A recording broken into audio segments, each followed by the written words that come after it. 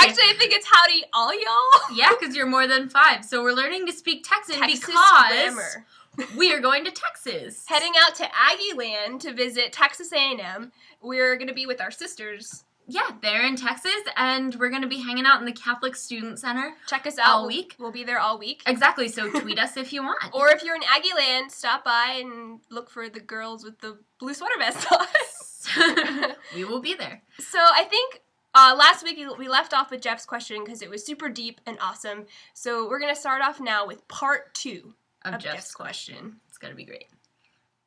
So the second part of Jeff's question was, what was your family's initial reaction, and has that changed at all over time? So for me, my family's initial reaction was really kind of shock.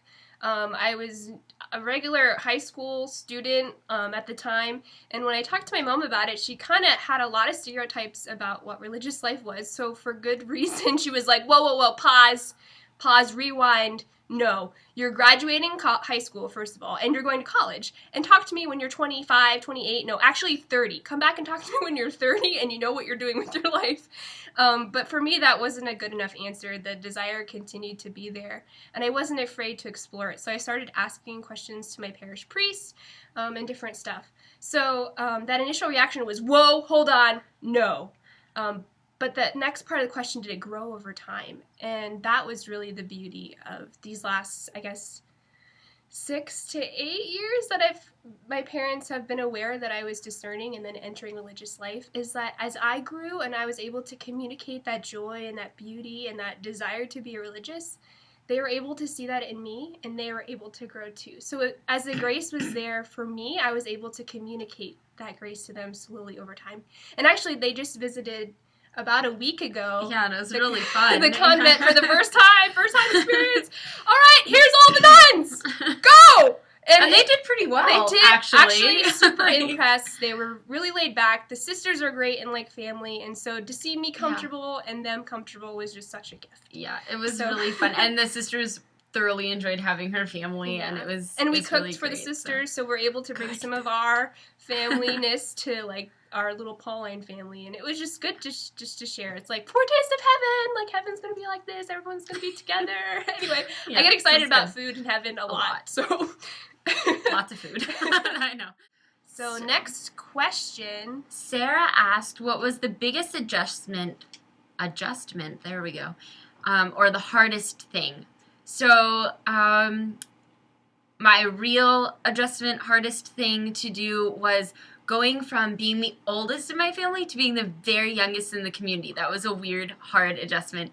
But it's been really beautiful to learn to be like the little sister, because I was never a little sister ever. So that was a cool... No, we're only like a couple months apart. Actually, like a year. We're only like a year apart anyway. I think for me, the hardest adjustment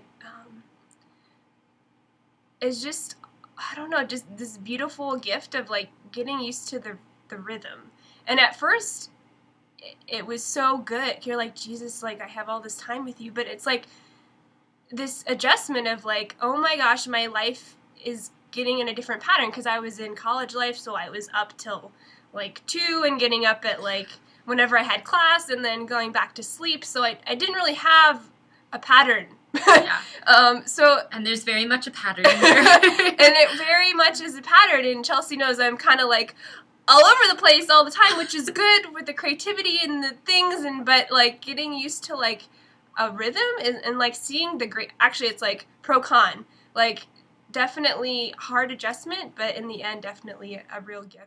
So our last question is from St. Peter's Youth Ministry home parish. Nice. Hello. So their question was, what is your favorite midnight snack, and do you have to fight other nuns in training for it?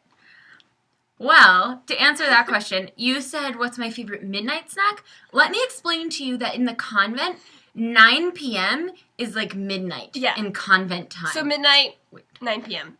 So we have our 9 p.m. snack sometimes. Which is my my favorite creation of all time, and it only comes from the grace of Easter and Christmas, and that is the smeep. It's a smeep. That's right, you heard it right. The smeep. Smeep. So it's when you take a s'more And a peep. And they come together in this great, awesome bally goo of goodness called a smeep. So we don't have to fight because none of the nuns really like them. So we get to share We win every time. All of them. All it's the winning leftover situation. peeps. You know the ones that get stale? Actually, those are the best ones. Those are the best ones. And it's a winning situation. So we're going to show you how to make a smeep at midnight in convent time. Here it goes.